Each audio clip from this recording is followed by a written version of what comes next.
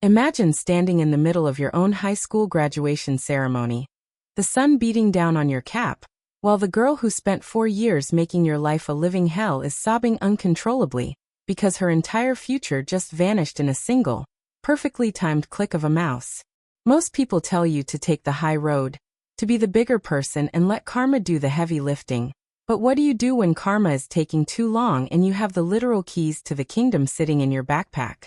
I destroyed her life, and I didn't just do it for me. I did it for every girl she ever pushed into a bathroom stall and every person she ever made feel worthless just because she could. Before I tell you how we systematically dismantled the most popular girl in the state, I have to ask you something honestly. If you had the chance to take down your bully once and for all, knowing it would change their life forever, would you pull the trigger or would you walk away? I pulled the trigger, and I don't regret a single second of it, but I need to know if you think I went too far. To understand why we did what we did, you have to understand who Mackenzie was. In our town, Mackenzie wasn't just a cheerleader.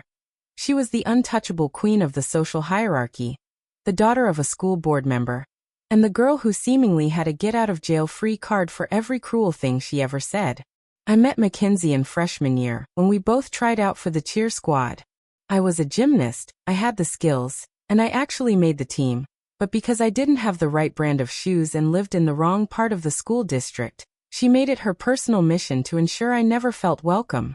It started small, like accidentally spilling a protein shake on my uniform before a big game, or whispering loud enough for me to hear that my father probably worked at the gas station she frequented. But as the years went on, the cruelty evolved from petty high school drama into something much more sinister and calculated. By junior year, Mackenzie wasn't just bullying me. She had a circle of 3 or 4 girls she targeted regularly, and we became known as the Unprintables, because she told everyone we were too ugly to be seen in the yearbook. She once photoshopped a girl named Sarah's face onto a graphic image and circulated it through a burner account, nearly causing Sarah to drop out of school entirely. When Sarah's parents went to the administration, Mackenzie's dad magically made the investigation disappear, citing lack of digital evidence. That was the moment we realized that the system wasn't going to protect us. We were on our own. By the start of senior year, the tension was at a breaking point. Mackenzie was on track to be valedictorian, not because she was the smartest, but because she had figured out how to manipulate every teacher into giving her extra credit for leadership roles that didn't exist. She had a full-ride scholarship waiting for her at a prestigious university, and she spent every day rubbing it in our faces. She would walk past us in the hall and whisper things like, "Enjoy your community college shifts," or, "I'll make sure to tip you well when I see you at the diner next year." My friends and I, Sarah, Chloe, and Maya, had spent years crying in bathroom stalls and dreading the sound of her laughter, but something shifted that October. We were sitting in Chloe's basement, looking at the latest cruel post Mackenzie had made about Maya's weight, and Maya just looked up with completely dry eyes and said, "I'm done crying. I want her to feel what we feel." That was the night the Revenge Council was born. We didn't want to just prank her. We wanted to expose the rot underneath the glitter and the pom-poms. We knew that Mackenzie's biggest strength was her reputation, so that was exactly what we had to dismantle. To do this, we had to become ghosts. We needed to be invisible, yet everywhere. We started by mapping out her entire life, not just the social media version, but the real gritty details. We found out that Mackenzie wasn't just mean. She was deeply insecure and lived in constant fear of losing her status. She had this weird habit of keeping a physical journal, which she thought was safe because she hid it in her gym locker. But Sarah, who had been on the cheer team long enough to know the locker combinations by heart, managed to get a glimpse of it. What we found inside wasn't just high school gossip. It was a roadmap of every lie she had ever told to get ahead. She had detailed lists of people she wanted to neutralize, and notes on which teachers were easy to manipulate. It was chilling to see how calculated she was. This gave us the psychological edge we needed. We knew her triggers, her fears, and most importantly, her vulnerabilities. Our first move was deep intelligence gathering. We knew Mackenzie had a secret, because girls like her always do. They spend so much time projecting perfection that they leave a trail of messes behind them. Chloe was a tech genius, the kind of girl who could find your first grade pet's name in 5 minutes, and she started digging into Mackenzie's digital footprint. It took weeks, but we found the gold mine. Mackenzie had a private, Finsta account with only 10 followers, her inner circle of equally mean cheerleaders. On this account, she didn't just post selfies, she posted videos of herself making fun of disabled students, admitting to cheating on her AP exams by stealing answer keys from the teacher's lounge, and most importantly, she had a series of saved stories where she laughed about her dad handling the Sarah situation. She literally documented her own father's corruption. We sat in that basement staring at the screen, realized we didn't just have a way to get her in trouble, we had a way to take down the entire power structure that kept her at the top. But we couldn't just leak it. If we leaked it then, her dad would find a way to suppress it again. We had to wait for the moment where the spotlight was so bright that no one could look away. We had to wait for the spring gala and the scholarship announcements. Throughout the winter, we played the long game. We were nicer to her than ever. We volunteered for committees she headed. We complimented her outfits, and we made her feel like we had finally learned our place. Mackenzie loved the ego stroke. She started trusting us with small tasks, like managing the digital slides for the senior award ceremony. This was the opening we needed. I was put in charge of the Senior Memories montage, which gave me access to the school's main server and the projection system in the auditorium. Meanwhile, Sarah and Maya were working on the second phase of the plan, the college admissions office. We knew Mackenzie had lied on her application about her community service hours, claiming she had spent hundreds of hours at a local shelter where my aunt actually worked. My aunt confirmed that Mackenzie had never stepped foot in the building. We gathered signed affidavits and proof of her fabricated hours, but we held on to them. We were building a cage, bar by bar, and Mackenzie was too busy admiring her own reflection to notice the door closing. The psychological toll of being nice to our tormentor was exhausting. Every time she laughed at a joke she thought was funny at someone else's expense, I had to force a smile. Every time she handed me a task like I was her personal assistant, I had to swallow my pride and say, "Sure, Mackenzie, I'd love to help." But the fuel for my fire was the memory of Sarah crying in my arms after that photoshopped image went viral. It was the memory of Maya skipping lunch for a month because Mackenzie called her a whale in front of the varsity basketball team. We weren't just doing this for revenge. We were doing it for justice. We even started a secret support group for other students she had bullied, gathering more stories and more evidence. It turned out she had a long history of academic dishonesty, including paying a junior to write her midterm papers. We had copies of the Venmo transactions. The paper trail was becoming a mountain. To make sure the blow was fatal to her reputation, we also had to handle the social aspect. We began planting seeds of doubt among her loyal followers. It wasn't hard. Mean girls like Mackenzie don't have friends. They have subordinates who are terrified of being the next target. We whispered about how Mackenzie had been talking behind their backs, which wasn't even a lie, since we had the journal entries to prove it. Slowly, her inner circle began to fracture. They weren't ready to jump ship yet, but they were checking for lifeboats. We also found out that Mackenzie was planning a massive after-party following the spring gala, an event she intended to use to solidify her status as the queen of the graduating class. She had spent months coordinating with vendors, using her dad's influence to get deep discounts and prime locations. We decided that the gala itself wasn't enough. We needed to make sure her social kingdom was burned to the ground before she could even reach the party. Every interaction we had with her during those final weeks was a calculated move. We were feeding her ego, making her feel invincible, so that when the fall came, the impact would be devastating. We even helped her pick out the dress she wore to the gala, a stunning, crimson silk piece that made her look like royalty. I remember standing in the dressing room with her, pinning the fabric, while she complained about how Sarah's sobbing face had almost ruined her mood months ago. I just nodded and smiled, thinking about how that dress would eventually be stained by her own tears. The week of the spring gala arrived, and the energy in the school was electric. This was the night Mackenzie was supposed to be crowned Student of the Year and officially receive her massive scholarship check from a local foundation. Her parents were there, the school board was there, and the local press was there. It was the perfect stage. That afternoon, Chloe and I were in the AV booth, supposedly testing the equipment. My heart was pounding so hard I thought I might faint. We had replaced the original montage file with a new one. A masterpiece of exposé filmmaking. It started with the standard cute photos of the senior class, but we had programmed it to switch at the 10-minute mark.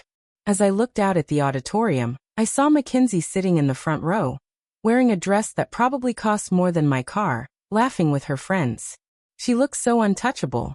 She looked like she had won. But that's the thing about people who build their lives on lies. They forget that the truth doesn't need a fancy dress. It just needs an audience.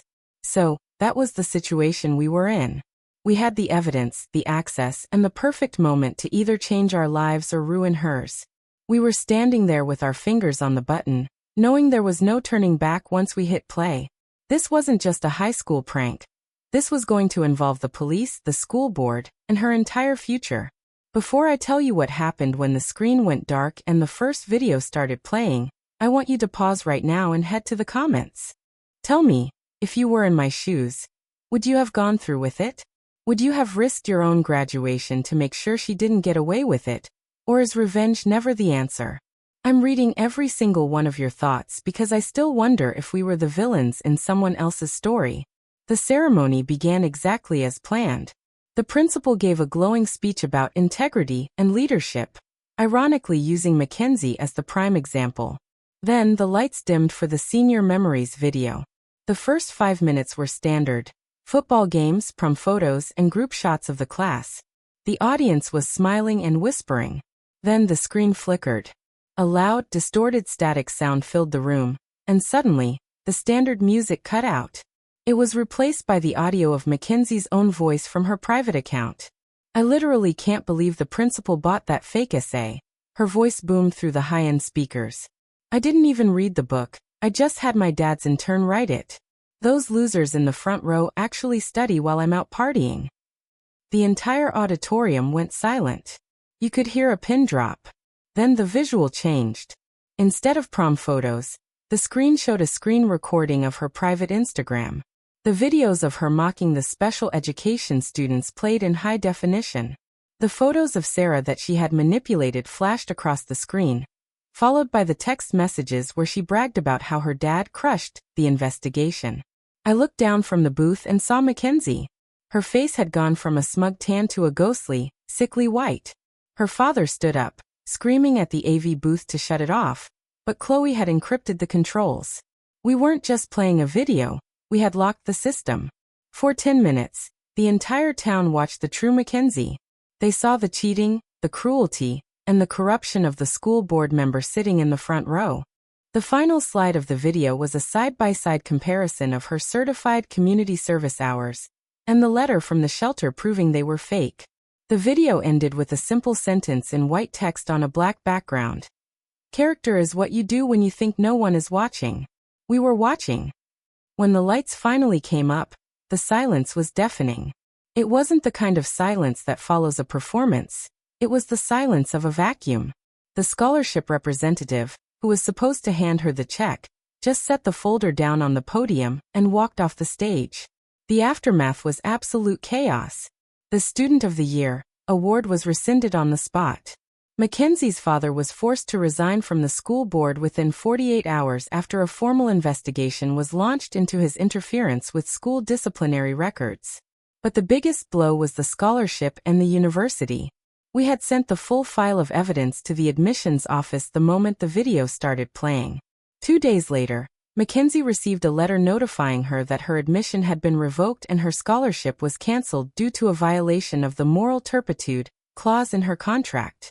She didn't just lose her reputation. She lost her entire path forward. Her friends disappeared overnight, terrified that they would be linked to her private account. Mackenzie didn't even show up for the actual graduation ceremony. She moved out of town a week later, and last I heard, she was working a minimum wage job in a different state. Her name forever tied to that video in every Google search. But the fallout didn't stop at the edges of her life. The school itself had to undergo a massive reckoning. Every grade Mackenzie had received in the last 2 years was put under a microscope. It turned out she had been systematically cheating in almost every subject, and the teachers who had looked the other way were reprimanded. The district brought in outside investigators to ensure that no other students' records had been tampered with. It was a complete overhaul of the culture. Sarah, Maya, Chloe, and I? We finally felt like we could breathe. We watched as the Unprintables became the people everyone wanted to talk to. Not because we were popular, but because we had done what everyone else was too afraid to do. Sarah finally got the closure she needed. And she even started a digital ethics club at the school to help prevent future cyberbullying. Maya found her confidence again, realizing that her worth wasn't defined by the words of a girl who had none. As for me, I learned that while the high road is nice, sometimes you have to build your own road to justice. We didn't get in trouble because technically we just found a file on the server and misplaced the original. And since the entire town was so disgusted by what they saw, the school didn't want to draw more attention to the scandal by punishing the whistleblowers. We were the Unprintables who finally wrote our own ending. I remember the last time I saw Mackenzie. It was a few days after the gala, and she was packing up her locker in a near-empty school. The halls were quiet, and the usual buzz of gossip was gone. She looked older, tired, and completely drained of the vibrancy she once used as a weapon. She didn't say a word to me, and I didn't say a word to her. There was no need for a final confrontation or a dramatic speech. The evidence had spoken for itself. As she walked out of the double doors for the last time, I felt a strange sense of peace. It wasn't just the thrill of the win. It was the weight of 4 years of fear finally lifting off my shoulders. I realized then that Mackenzie's power had only ever existed because we let it. Once the curtain was pulled back, she was just a girl who had built a house on sand. The Revenge Council disbanded that summer, but the bond we formed in that basement was unbreakable. We went off to our respective colleges. Ironically, I ended up getting a partial scholarship to a school that Mackenzie had been rejected from. Life has a funny way of balancing itself out when you give it a little nudge. I still think about that night in the AV booth sometimes. I think about the look on her face when her own voice betrayed her. Some people might call us petty, and maybe we were. But in a world where bullies are protected by their parents and their bank accounts, sometimes petty is the only language they understand. We showed the town that no one is untouchable, and that the truth, once unleashed, is the most powerful weapon of all. Looking back, people might say we were cruel, that we took away a young girl's future over high school mistakes. But Mackenzie's mistakes weren't just mistakes. They were a lifestyle of stepping on others to climb higher. We didn't ruin her life. We just stopped the lies that were building it. She had every opportunity to be a decent human being, and she chose malice every single time. She could have used her influence for good, but she chose to use it as a weapon. The moral of the story is that you can only hide who you are for so long before the world catches a glimpse of the real you. And if the real you is ugly, no amount of glitter is going to save you. If you think Mackenzie got what she deserved, make sure to like this video and show your support for the Unprintables of the world. Subscribe to the channel if you want to hear more stories of people finally getting the justice they deserve. I want to know your final thoughts on this whole mess in the comments section. Was the revenge too much, or was it just right? I'll see you all in the next story.